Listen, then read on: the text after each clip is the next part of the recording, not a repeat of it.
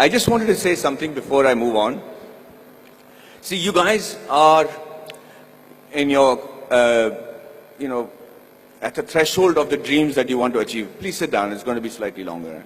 And you guys are going to actually determine how the environment around you is going to progress along with you. You must know that at no point in your life is something impossible. At no point. You could be in a place, you could be born and brought up in a place like Bihar, like I have done, and be a big enough star to come and talk to people in Coimbatore as a star. Or you could be in the industry like the Tamil and Telugu industry and be known as the most exciting director. Rajamouli suddenly decides that he can make a film which is, if not better, but at par with Hollywood. And he does that staying in India, and he hits the ball right out of the park. He becomes historic in just that one moment. There is a huge lesson to be learned on things like that. Everybody keeps saying success is when the right opportunity meets the right preparation, right? So you can't have the right preparation by being the engineer that you want to be, and you keep looking out for that right opportunity. But what makes the right opportunity and the right preparation come together? When does that synergy happen for you to be prepared for it? Because like they say, if you're prepared but you don't get the opportunity, it's useless. If you have the opportunity, you're not prepared, it's not useless. But they have to meet at a point, right? And that meeting happens because you will it to happen, because you want it so badly to happen. I could be walking down any street, I could be anybody, but why did that one director come and meet me and wanted me to act in that television serial? If you look at every next step in my career, I have never prepared for it. I have never imagined that this could happen. I never imagined that Mani Ratnam will call me. How would Mani Ratnam know about a guy who's doing a television series in Bombay without even seeing one episode of mine? So let's come back to that one point that happens, the synergy that happens between the right opportunity and the right preparation. And that happens when you have what is called situational awareness. So let me tell you a little bit about situational awareness.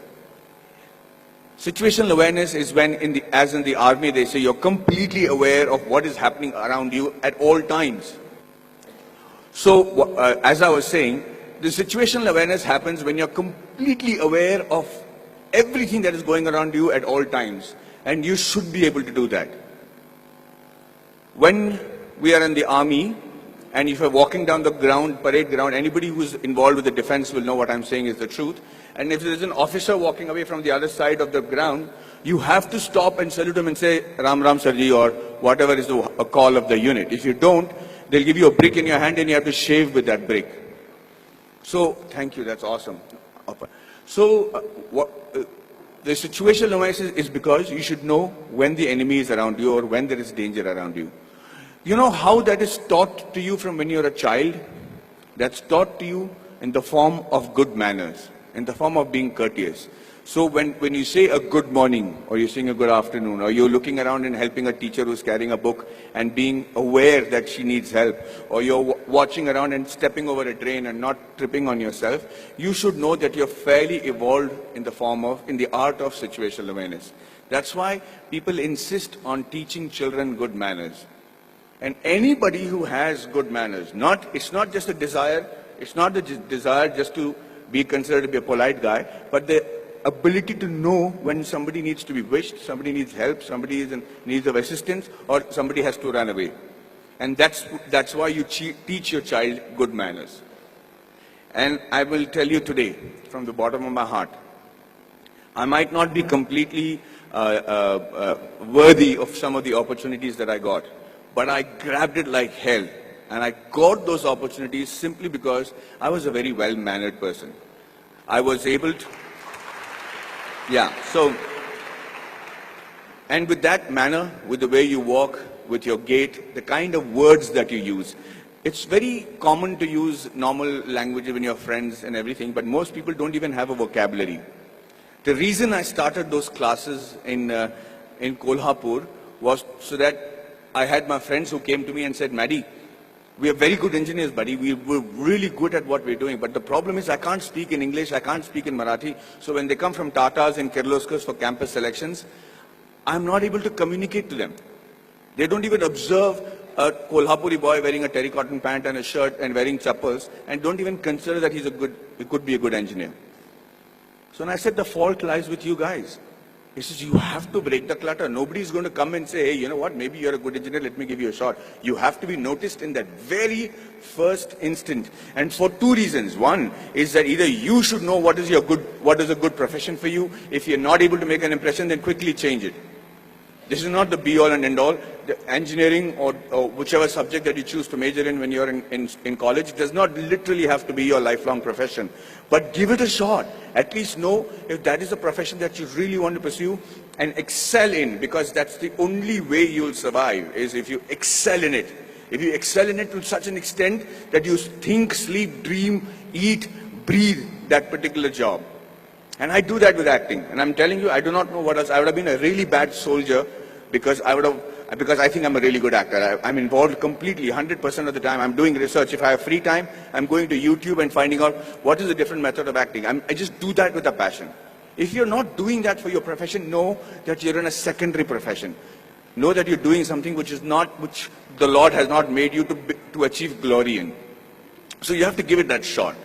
Now, what I'm trying to tell you is that Kolhapuri friends of mine who then came to me and I said, okay, let's try and see if we can change that. So at 5 o'clock in the morning, they would come to my room, we'll go to the terrace, and I started teaching them how to present themselves in the interview. Things that I had the good fortune of doing because I had many interviews and many group discussions to attend.